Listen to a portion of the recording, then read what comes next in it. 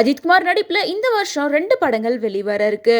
இதுல விடாமுயற்சியோட release date ரீசெண்டா தள்ளி போயிருந்தது. அதை தொடர்ந்து குட் பேட் அக்லி ஏப்ரல் மாசம் ரிலீஸ் ஆகும் அப்படின்றத கன்ஃபார்ம் பண்ணியிருக்காங்க. இந்த நாளில் துபாயில நடந்த 24 ஹவர்ஸ் கார் ரேஸ்ல தல அஜித்தோட டீம் 3வது பிளேஸை பிடிச்சிருந்தாங்க. இதனால ஒட்டுமொத்த இந்தியாவும் தல அஜித் அவர்களை பாராட்டிட்டு வந்தாங்க. மேலும் அஜித் அவர்களும் ரீசெண்டா ஒரு வீடியோ போஸ்ட் பண்ணி தன்னோட ஃபேன்ஸுக்கும் இவ்வளவு நாள சப்போர்ட்டா இருந்த டீம் அப்படின்னு சொல்லிட்டு எல்லாருக்கும் நன்றி சொல்லி ரொம்பவே எமோஷனலா பேசியிருந்தாரு.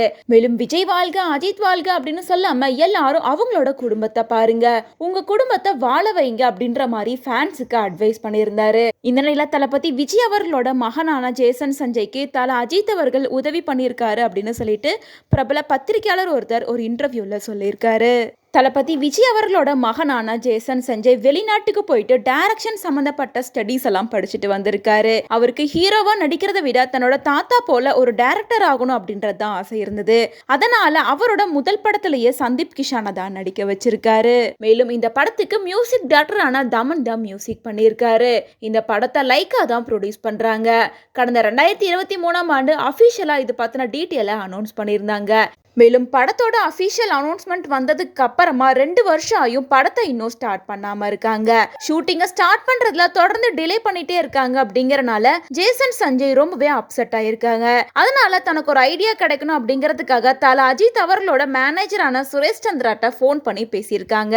சுரேஷ் சந்திரா கிட்ட எல்லா டீட்டெயிலையும் சொல்லிட்டு இதுக்கப்புறம் என்ன பண்றதுன்னு தெரியல அப்படின்னு சொல்லி அட்வைஸ் கேட்கிற அந்த டைம்ல பக்கத்துல தல அஜித் அவர்கள் கூட இருந்திருக்காரு.